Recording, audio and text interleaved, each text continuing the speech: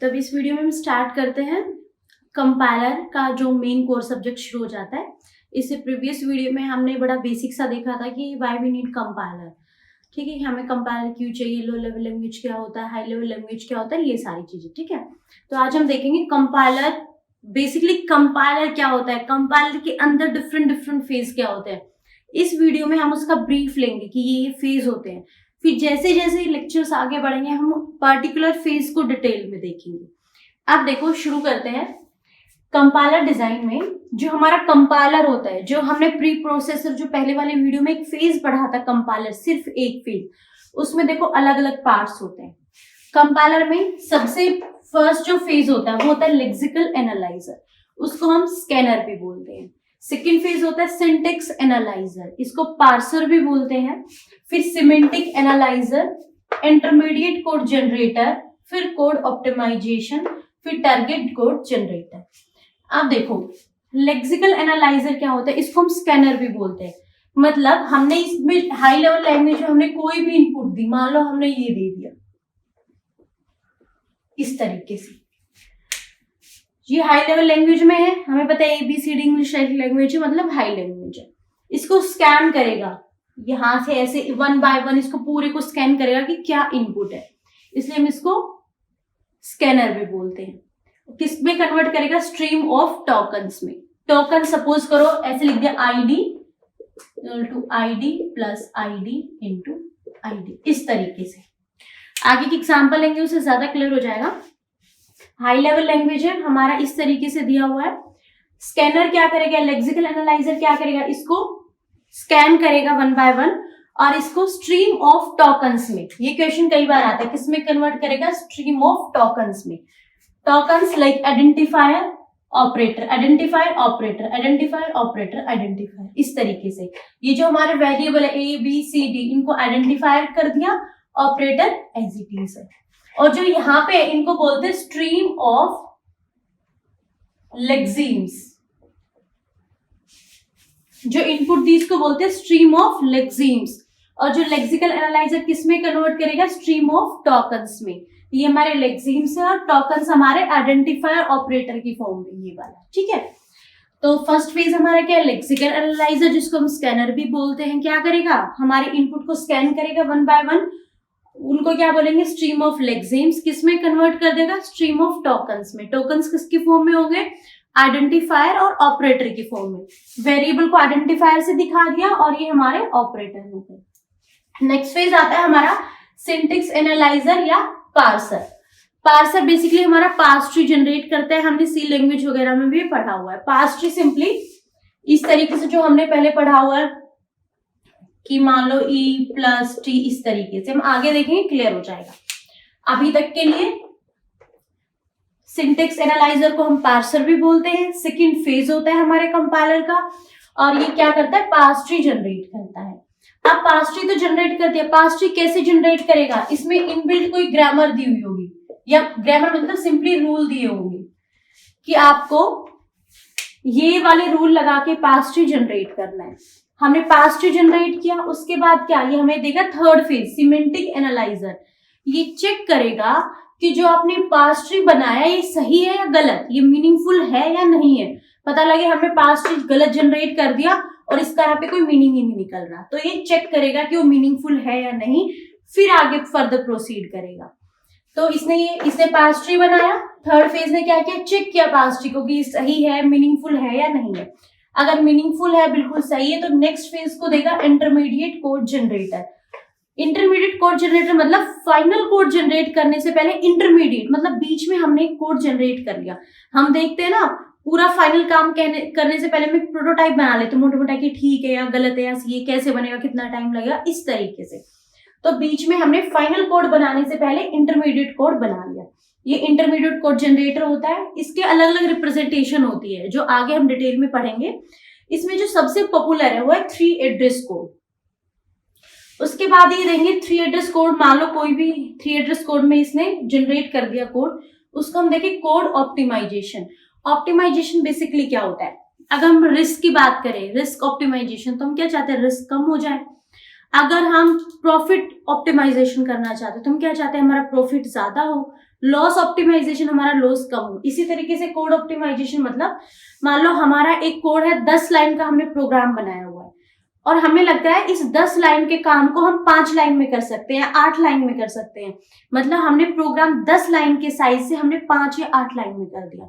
मतलब बड़े प्रोग्राम को हमें छोटे प्रोग्राम में कन्वर्ट कर दिया, नंबर ऑफ लाइन्स हमने कम कर दी। उसको क्या बोलते हैं? कोड ऑप्टिमाइजेशन, कि हमने प्रोग्राम का साइज रिड्यूस कर दिया।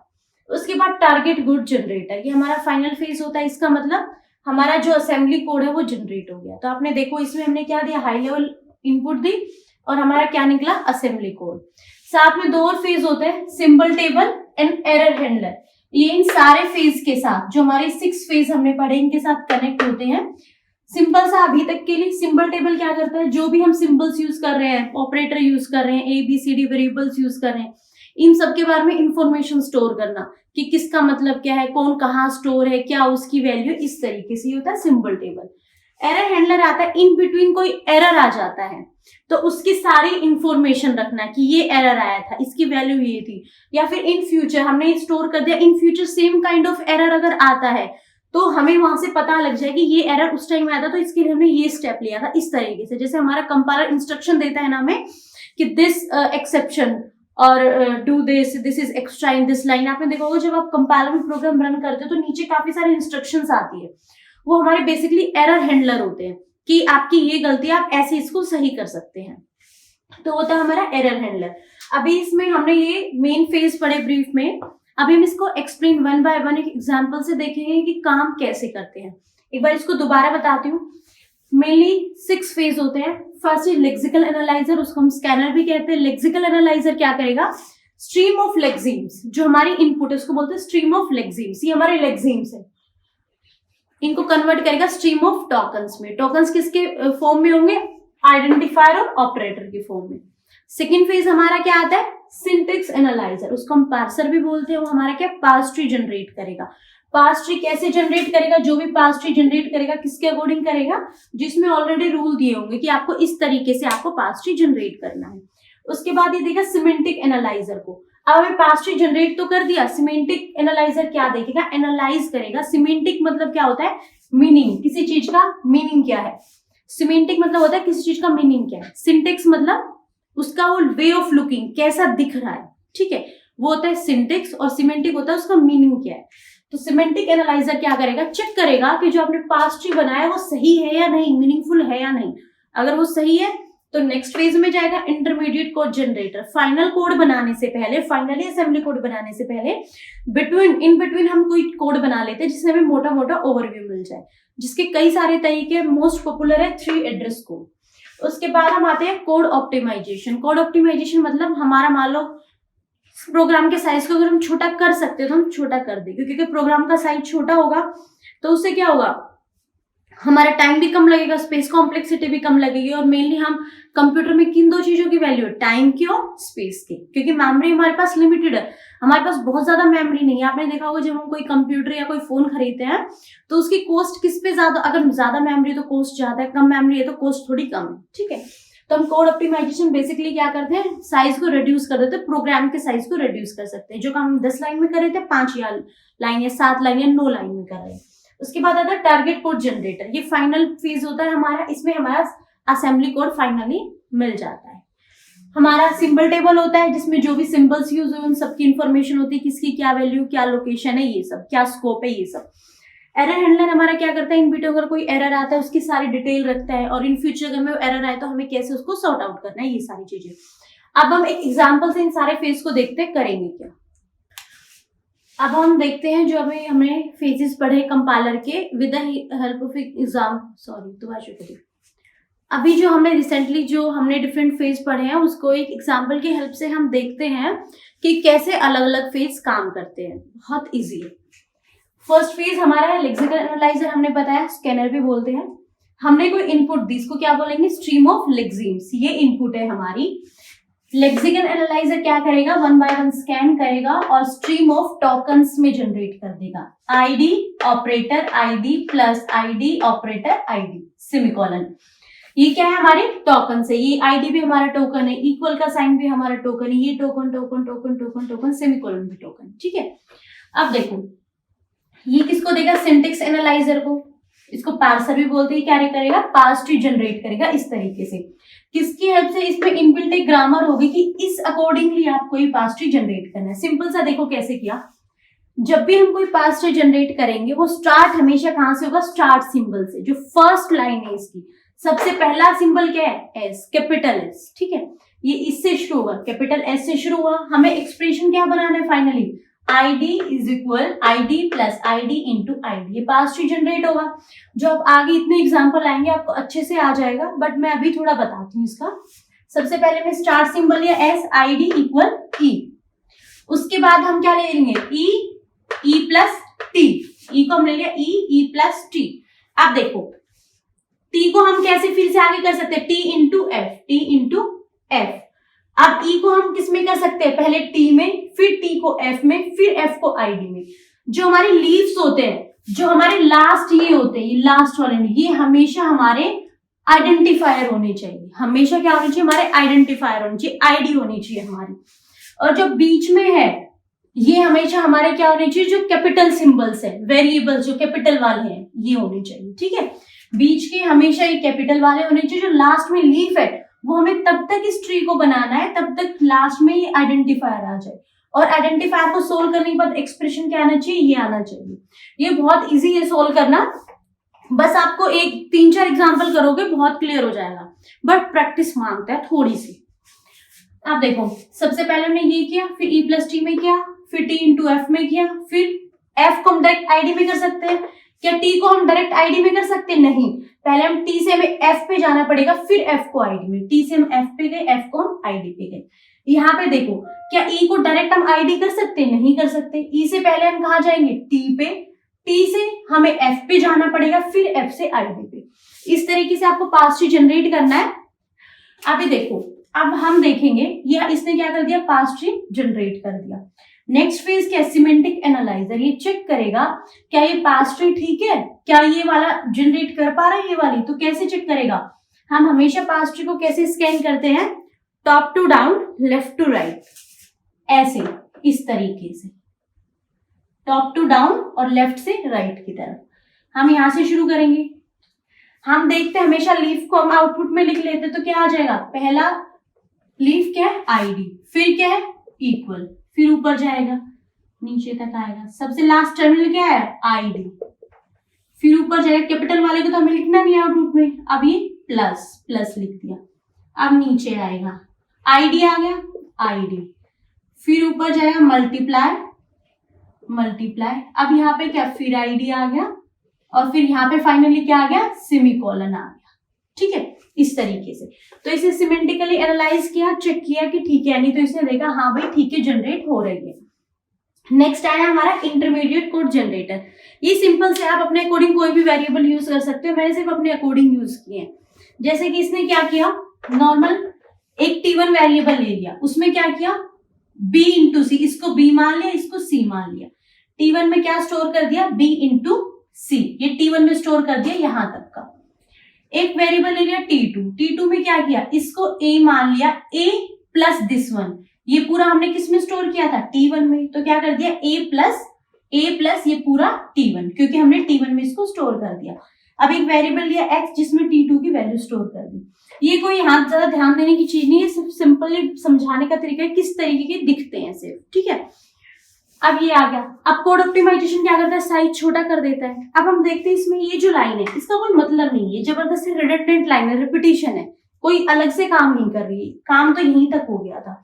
तो इसको हम सिंपली हटा दिए तो हमारा सिर्फ 2 लाइन में कोड आ गया। टारगेट कोड जनरेटर की जब हम बात करते हैं, हमने देखा किसमें फाइनल आउटपुट आती है, असेंबली कोड में।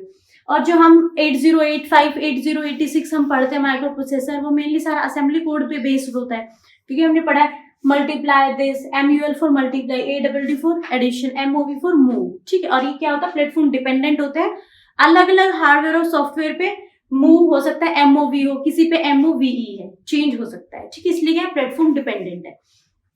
अब ये हमने सिंपली हो तो अपनी तरफ से आप कैसे भी कर सकते हो। पहले हमने इन दोनों को मल्टीप्लाई कर दिया, मल्टीप्लाई किया, इसको हमने R0 मान लिया, इसको R1, हमने क्या किया, दोनों को मल्टीप्लाई किया, R0 R1 को रिजल्ट किसमें स्टोर कर दिया, R0 में। ऐसे लिखने का मतलब होता है हमने R0 और R1 में जो कंटेंट थे उनको मल्टीप्लाई किया और रिजल्ट फाइनली इस R1 में स्टोर कर दिया। मान लो R0 में था 2, R1 में था 3, हमने दोनों को मल्टीप्लाई किया और किस में स्टोर कर दिया रिजल्ट R0 में, जो आगे 3 2 6, हमने इसमें स्टोर कर दिया 6। ठीक है, इसका मतलब ये होता है इसमें आ गया। अब इन दोनों का रिजल्ट हमने किस में स्टोर कर रखा है, R0 में। नेक्स्ट हमें क्या चाहिए, A प्लस T1। हमने A को क्या मान लिया, R2 मान लिया। मान लो इसको हमने क्या किया, ऐड R2 और T1 हमारा क्या है, T1 को मान लो हमने ये सारा रिजल्ट हमारे किस में स्टोर किया था, R0 में। तो हमने इसमें ऐड कर दिया R2 R0 और मूव कर दिया इस पूरे रिजल्ट को, इस रिजल्ट को X में। ये जरूरी नहीं है, ये सिंपल से आप समझ के देखना, बहुत इजी है, बहुत ज्यादा इसका आगे कोई रोल नहीं है, ये यहाँ सिर्फ समझाने के लिए था। एक्चुअली होता है आगे जो क्वेश्चंस आएंगे इनसे बिल्कुल डिफरेंट रहेंगे। तो इसका हम एक बार ब्रीफ ले लेते हैं। पहला फेज था लेक्सिकल एनालाइजर, स्कैनर बोलते हैं। स्ट्रीम ऑफ लेक्सिम से इसको टोकन्स में कन्वर्ट कर दिया।